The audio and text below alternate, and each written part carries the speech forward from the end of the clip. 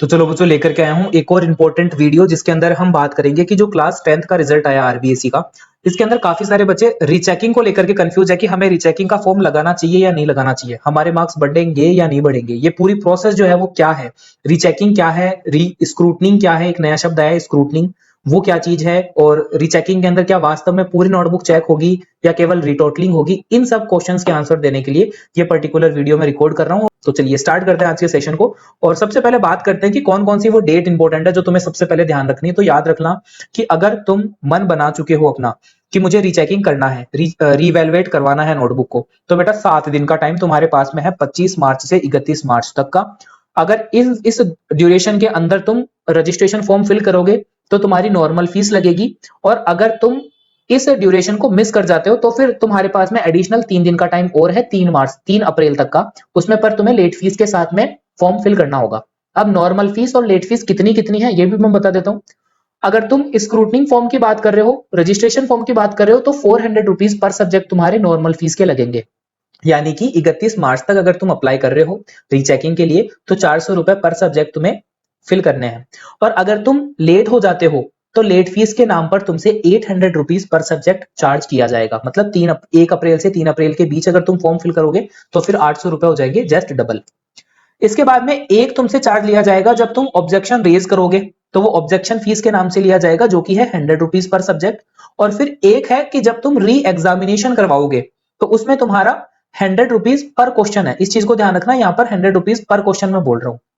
अब यहां से कंफ्यूजन स्टार्ट होता है कि सर ये स्क्रूटनिंग फीस, ऑब्जेक्शन फीस और री एग्जामिनेशन फीस के अंदर अंतर क्या है। तो इस चीज को समझने के लिए मैं तुम्हें पूरी प्रोसेस समझाता हूं कि कैसे कैसे पूरी प्रोसेस आगे बढ़ेगी।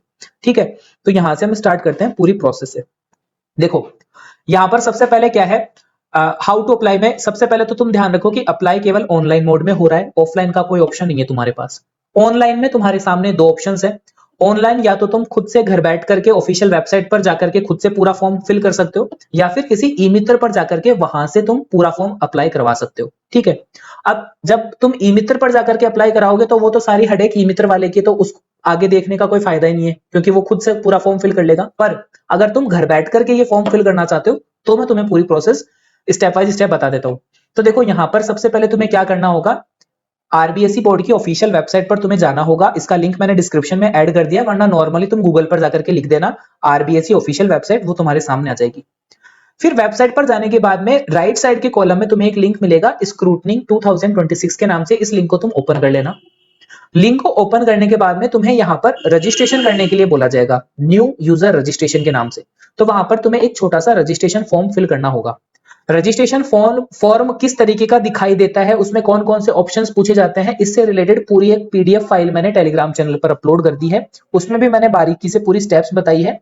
और स्क्रूटनिंग से रिलेटेड जो बोर्ड का ऑफिशियल नोटिस आया था वो भी मैंने टेलीग्राम पर अपलोड कर रखा है। वो अगर पढ़ना चाहते हो तो डिस्क्रिप्शन में टेलीग्राम का एक लिंक है, उसको जाके ज्वाइन कर लो। वहां पर वो तुम्हें पूरी ऑफिशियल जो डेट्स आई हैं, जो टाइम आया है, जो फीस आई है, पूरा जो ऑफिशियल नोटिस आया है वो वहां पर तुम्हें मिल जाएगा। उसी के बिहाफ पर मैं ये सारी बातें तुम्हें बता रहा हूँ।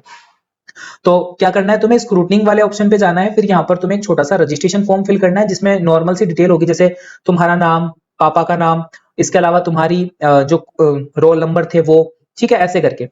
फिर ये पूरा फॉर्म फिल करने के बाद में इसमें ध्यान रखना तुम्हारे कॉन्टैक्ट नंबर और ईमेल आईडी भी तुमसे मांगी जाएगी, और एक आधार नंबर भी तुमसे मांगा जाएगा।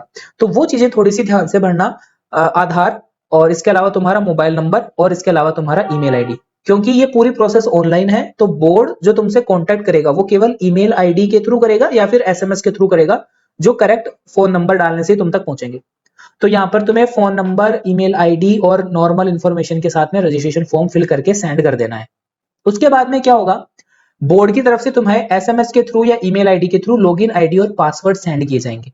अब इन लॉगिन आईडी और पासवर्ड का तुम्हें क्या करना है, दोबारा से इस वेबसाइट पर आकर के स्क्रूटनिंग वाले ऑप्शन पर आकर के सेकंड स्टेप में आना है, जहां पर नीचे लिखा हुआ होगा लॉगिन। उस लॉगिन वाले ऑप्शन को जब तुम दबाओगे तो वहां पर तुमसे दो चीजें मांगी जाएगी, लॉगिन आईडी और पासवर्ड। इस जगह पर तुम्हें जो मैसेज आया है बोर्ड की तरफ से वो वाली लॉगिन आईडी और पासवर्ड डाल करके एंटर करना है। जब तुम लॉगिन आईडी और पासवर्ड डाल करके एंटर करोगे, अब तुम्हारी मेन प्रोसेस स्टार्ट होगी, जहां पर तुम्हें स्क्रूटनिंग प्रोसेस के लिए वो सब्जेक्ट सेलेक्ट करने पड़ेंगे जिनमें तुम रीचेकिंग करवाना चाहते हो। तो यहाँ पर तुम्हें सारे सब्जेक्ट आ जाएंगे तुम्हारे सामने, उनके अंदर जिस जिस सब्जेक्ट में तुम्हें लग रहा है कि इसी सब्जेक्ट में मेरे मार्क्स कम आए हैं, मेरे मार्क्स बढ़ सकते हैं, वहां वहां जाकर के तुम उन सब्जेक्ट पर टिक लगा देना। पर ध्यान रखना, यहाँ पर 400 रुपीज पर सब्जेक्ट का चार्ज है। तो मान लो कि तुमने 2 सब्जेक्ट सेलेक्ट करे तो फिर 800 रुपीज हो जाएंगे।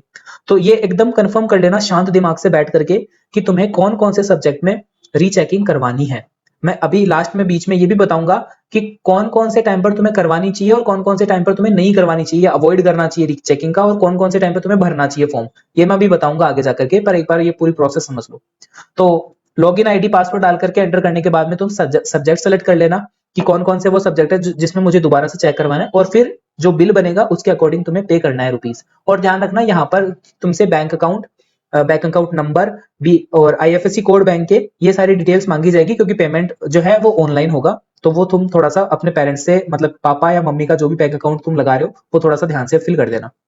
अब इतना प्रोसेस करने के बाद में क्या होगा, तुम्हें थोड़े दिन वेट करना होगा, जितने टाइम, मतलब ये 3 तारीख तक का, 3 अप्रैल तक का टाइम है, इतना टाइम तुम्हें वेट करना होगा। उसके बाद में बोर्ड की तरफ से तुम्हें अगेन एसएमएस और ईमेल के थ्रू एक मेल आएगा या मैसेज आएगा, उसमें तुम्हें पासवर्ड बताया जाएगा। ये पासवर्ड किस चीज का होगा, तुम्हारे जिस जिस सब्जेक्ट में तुमने स्क्रूटनी के लिए अप्लाई करा था उन उन सब्जेक्ट्स की आंसर शीट डाउनलोड करने का। तो फिर आप बोर्ड पर आना, मतलब बोर्ड की वेबसाइट पर आना, और यहाँ पर तुम्हारी आंसर शीट डाउनलोड करने के लिए इस पासवर्ड की हेल्प से वो सब्जेक्ट की आंसर शीट डाउनलोड कर लेना जिस इसमें तुम्हें प्रॉब्लम है। फिर यहाँ पर शांति से बैठ करके अपनी आंसर शीट को आराम से एक एक चीज बारीकी से पढ़ करके देखना कि कहाँ गड़बड़ हुई, कहाँ मार्क्स कटे। जो तुम्हें लग रहा था ना कि मेरे मार्क्स ज्यादा आना चाहिए थे, तो कहाँ कहाँ पर मार्क्स कटे हैं, इस चीज को तुम वेरीफाई करना। अब यहां तुम्हें अगर लगता है कि हाँ मेरे इसी जगह पर मार्क्स कटे हैं, तो तुम ऑब्जेक्शन रेज कर सकते हो। अब यहां पर तुम्हारे पास में 2 अलग अलग ऑप्शंस हो जाएंगे। पहला ऑप्शन होगा ऑब्जेक्शन रेज करने का, आपत्ति देने का, और दूसरा ऑप्शन होगा पुनः जांच यानी कि री एग्जामिनेशन करवाने का। अब इस जगह को मैं थोड़ा सा डिटेल में बताता हूं कि अब तुम्हें क्या करना है। अगर तुम्हें लग रहा है कि मेरे मार्क्स कटे हैं इन इन जगहों पर और मुझे बढ़ाने हैं मार्क्स, तो अब तुम्हें क्या करना है, यहां से 2 चीजें अलग हो जाएगी। एक चीज तो हो जाएगी बेटा तुम्हारी ऑब्जेक्शन, और एक हो जाएगी री एग्जामिनेशन। पहले री एग्जामिनेशन को समझते हैं। री एग्जामिनेशन का फंडा सीधा सा है कि री एग्जामिनेशन के अंदर जिस पर्टिकुलर क्वेश्चन के अंदर तुम्हारे मार्क्स कटे होंगे, उस पर्टिकुलर क्वेश्चन को तुम्हारे दोबारा से इवेलुएट किया जाएगा, एग्जामाइन किया जाएगा। पर यहां पर क्या होगा, पर्टिकुलर क्वेश्चन के 100 रुपीज हैं। तो हर क्वेश्चन ध्यान से पढ़ लेना जिसमें तुम्हें बिल्कुल डैम श्योर हो जाओगे इसमें तो मेरे मार्क्स बढ़ने ही बढ़ने हैं, उसी क्वेश्चन के लिए तुम अप्लाई करना। तो यहां पर क्या होगा, जैसे मान लो कि तुमने 2 क्वेश्चन ऐसे देखे जहां पर तुम्हें लग रहा है कि मेरे मार्क्स बढ़ सकते हैं, मैंने पूरा क्वेश्चन सही अटेम्प्ट करा है, मेरे मार्क्स बढ़ेंगे।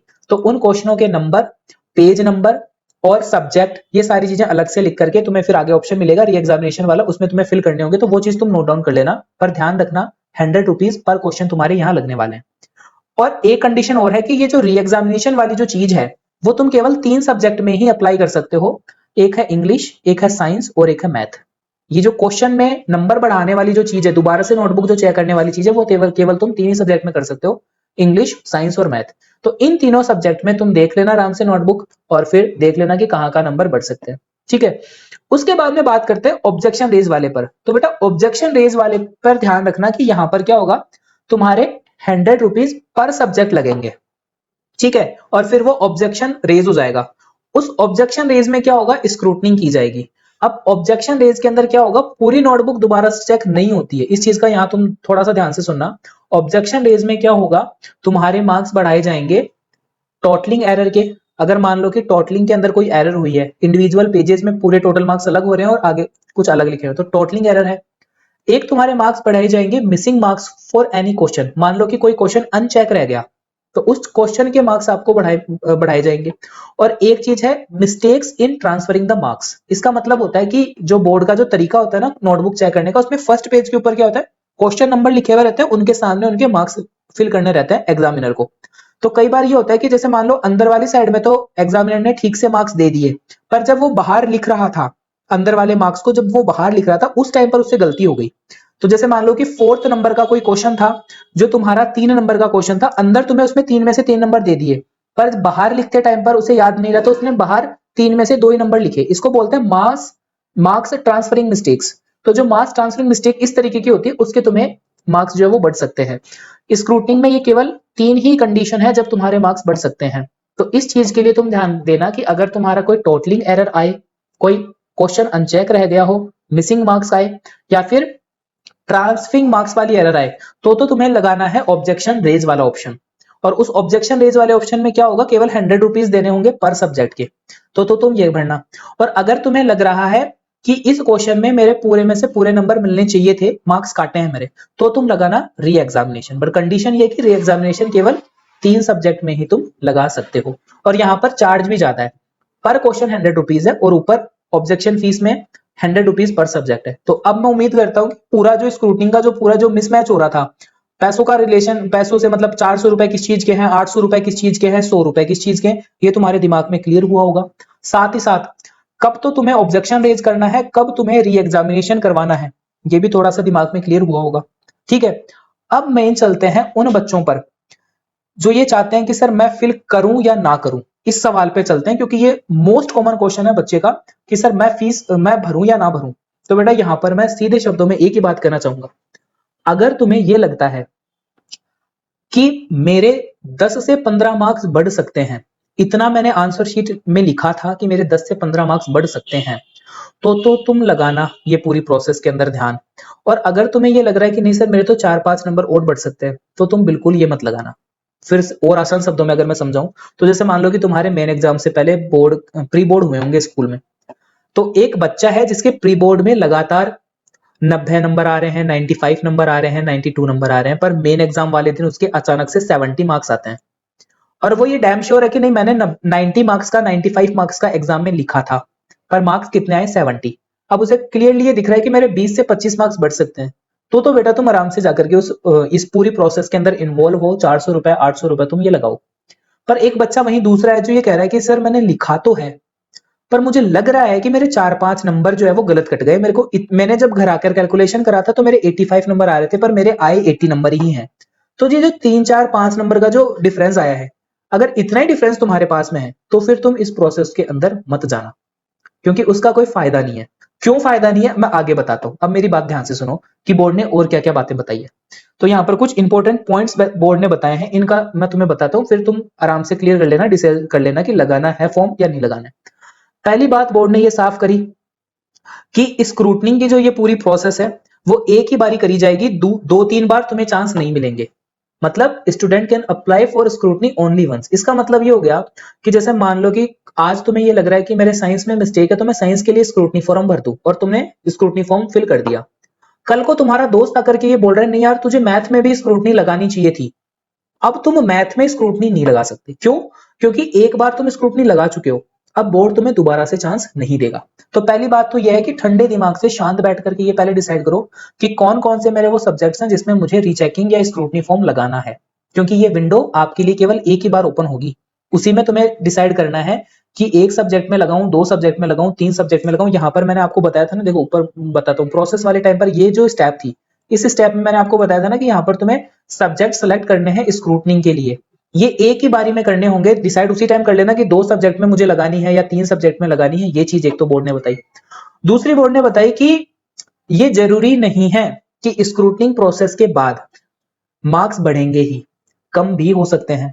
पता चले कि गलती से तुम्हारे 1-2 मार्क्स जो है वो गलत काउंट हो गए थे, दोबारा से जब तुमने रीटोटलिंग करवाई तो एक्यूरेट रीडिंग आई, उसमें 2 मार्क्स तुम्हारे कम हो गए। जैसे मान लो कि आ रहे थे तुम्हारे 71 अब, और स्क्रूटनिंग करवाने के बाद में आ गए 69, तो वो थोड़ा सा सीन गड़बड़ हो जाएगा।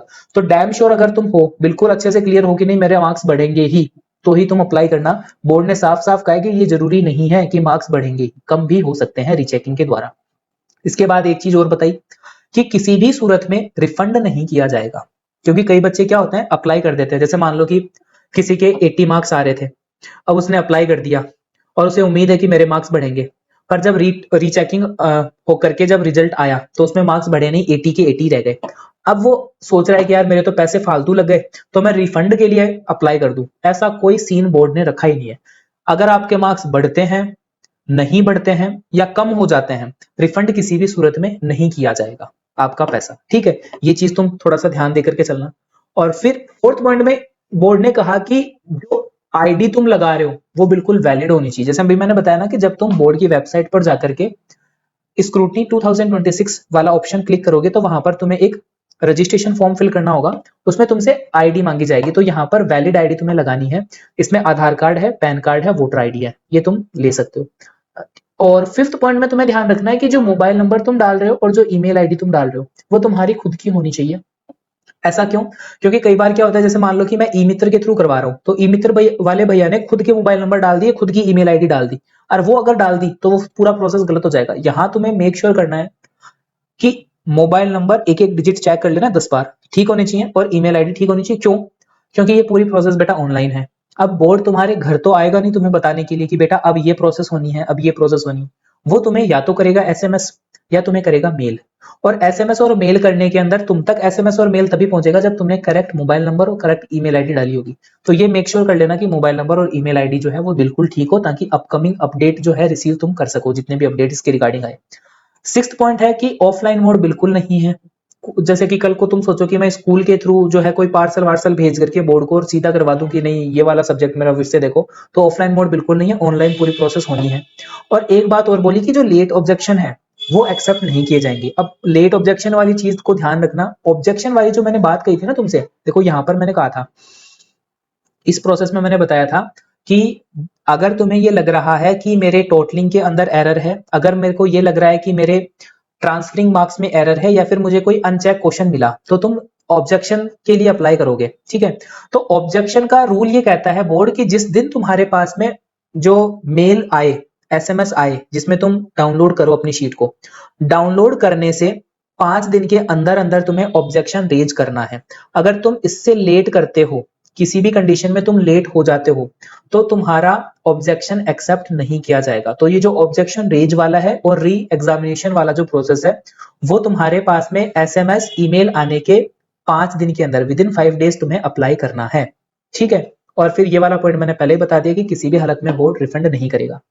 तो इतने सारे पॉइंट्स को ध्यान रख करके, और सबसे इंपॉर्टेंट दोबारा से बताता हूं, ये वाला जो पॉइंट है ना, इस वाले पॉइंट को ध्यान रख करके अपना डिसीजन लेना कि मुझे अप्लाई करना है या नहीं करना है, ठीक है। तो उम्मीद करता हूं कि काफी सारे तुम्हारे जो क्वेश्चंस है उसके जवाब मैंने यहां पर दिए होंगे। पर फिर भी अगर तुम्हारे दिमाग में कोई क्वेश्चन चल रहा है जो मैं कवर नहीं कर पाया, तो बेटा कमेंट बॉक्स तुम्हारे लिए ओपन है, कमेंट करके तुम अपना रिगार्डिंग क्वेश्चन पूछ सकते हो इसके लिए रिलेटेड।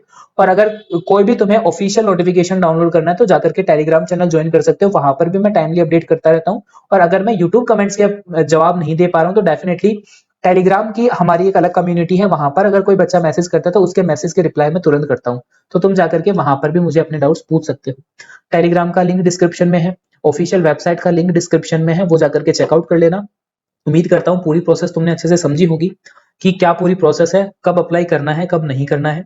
और अगर कोई क्वेश्चन रह जाता है तो कमेंट करो। मिलता हूं आपको अगली किसी वीडियो के अंदर अगले किसी टॉपिक के साथ।